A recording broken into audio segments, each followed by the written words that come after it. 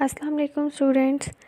Lecture number 1 میں ہم نے سبق نمبر 9 نبی کریم صلی اللہ علیہ وآلہ وسلم کی ثابت قدمی کے 2 پیراگراف انڈرسٹینڈ کیے تھے۔ آج ہم 3rd پیراگراف سے اپنی انڈرسٹینڈنگ کنٹینیو کریں گے، تو سب اسٹوڈینٹس اپنی بکس اوپن کر لیں۔ Page number 24۔ قریش ہر روز نئے نئے ظلم کرتے، لیکن پیارے نبی صلی اللہ علیہ وآلہ وسلم کو تو اللہ پاک سے سچی محبت ہے۔ آپ بالکل نہیں گھبرائے۔ آپ صلی اللہ علیہ وآلہ وسلم ہر تکلیف اور ہر بات کو برداشت کرتے ہوئے ثابت قدمی کے ساتھ سچے دین اسلام کی دعوت دیتے رہے۔ کافروں کی کوششیں دین اسلام کا راستہ نہ روک سکیں۔ ہادی برحق صلی اللہ علیہ وآلہ وسلم سے لوگ ہدایت پاتے رہے اور اسلام کی روشنی پھیلنے لگی۔ سورہ توبہ کی آیت نمبر 33 میں ہے، وہی اللہ ہے جس نے اپنے رسول کو ہدایت کے ساتھ بھیجا۔ کفار نے دین اسلام کی تبلیغ کو روکنے کے لیے بہت سارے حربے آزمائے، جن میں سب سے زیادہ وہ تکالیف پہنچاتے تھے رسول صلی اللہ علیہ وآلہ وسلم کو اور صحابہ کرام رضی اللہ تعالیٰ عنہ کو۔ لیکن اس سب کے باوجود تبلیغ اسلام کا کام جاری رہا اور حضور صلی اللہ علیہ وسلم اور صحابہ کرام ان سب تکالیف کو برداشت کرتے ہوئے دین کی تبلیغ کرتے رہے۔ کیونکہ حضور صلی اللہ علیہ وآلہ وسلم کو اللہ تعالیٰ سے سچی محبت تھی، اس لیے آپ صلی اللہ علیہ وسلم نے ہر تکلیف کو برداشت کیا، اور دیکھتے ہی دیکھتے جوک در جوک لوگ دائرہ اسلام میں داخل ہوتے رہے، جیسا کہ سورہ توبہ کی آیت نمبر 33 میں ہے کہ وہی اللہ ہے جس نے اپنے رسول کو ہدایت کے ساتھ بھیجا۔ حضور صلی اللہ علیہ وآلہ وسلم نے جو بھی تبلیغ کا کام کیا ہے، جو بھی احکامات ہم مسلمانوں تک پہنچائے ہیں، وہ سب اللہ تعالیٰ کی طرف سے تھے، اور حضور صلی اللہ علیہ وآلہ وسلم کو اللہ تعالیٰ نے اپنا رسول بنا کر تمام انسانوں کی ہدایت کے لیے دنیا میں بھیجا۔ دھیرے دھیرے اللہ کے رسول صلی اللہ علیہ وآلہ وسلم پر ایمان لانے والوں کی تعداد بڑھنے لگی۔ یہ دیکھ کر کافروں نے مخالفت تیز کر دی اور رسول پاک صلی اللہ علیہ وآلہ وسلم کے غلاموں پر ظلم ڈھانے لگے۔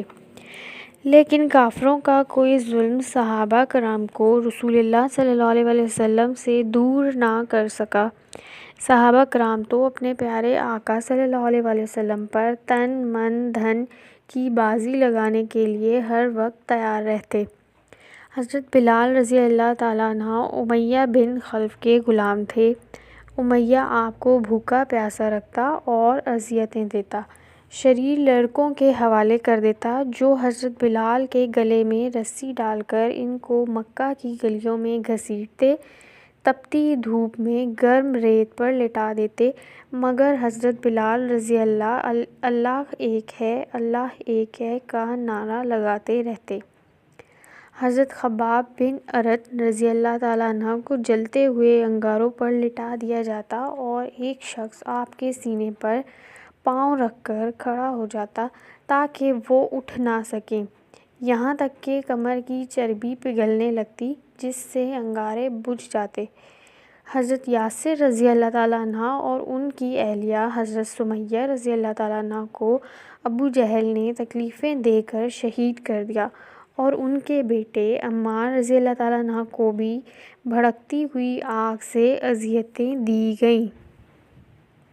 جیسے جیسے لوگ دائرہ اسلام میں داخل ہوتے گئے، کفار کے مظالم مسلمانوں پر اور شدید ہوتے چلے گئے، اور انہوں نے رسول پاک صلی اللہ علیہ وسلم کے غلاموں اور صحابہ کرام رضی اللہ تعالیٰ عنہ پر مظالم کی انتہا کر دی۔ لیکن صحابہ کرام رضی اللہ تعالیٰ عنہ نے ان تمام مظالم کو برداشت کیا اور حضور صلی اللہ علیہ وسلم پر اپنی جان اور مال قربان کر دی۔ حضرت بلال رضی اللہ تعالیٰ عنہ، جنہیں موذن اسلام بھی کہا جاتا ہے، وہ امیہ بن خلف کے غلام تھے۔ امیہ آپ کو بھوکا پیاسا رکھتا تھا اور مختلف طرح کی اذیتیں دیتا تھا۔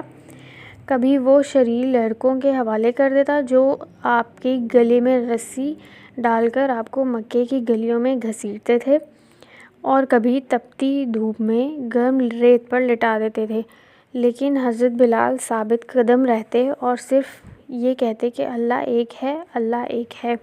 حضرت خباب رضی اللہ تعالیٰ عنہ جو صحابی رسول تھے، کفار ان کو جلتے ہوئے انگاروں پر لٹا دیتے اور ایک شخص آپ کے سینے پر پاؤں رکھ کے کھڑا ہو جاتا تاکہ وہ اٹھ نہ سکیں، اور اس سے ان کی کمر کی چربی پگھلنے لگتی اور اس سے انگارے بجھ جاتے، یعنی ان کی کمر کی چربی اس قدر جل جاتی تھی اور سکن جو کھال تھی وہ اس قدر جل جاتی تھی کہ جو انگارے جل رہے ہوتے تھے وہ بھی بجھ جاتے تھے۔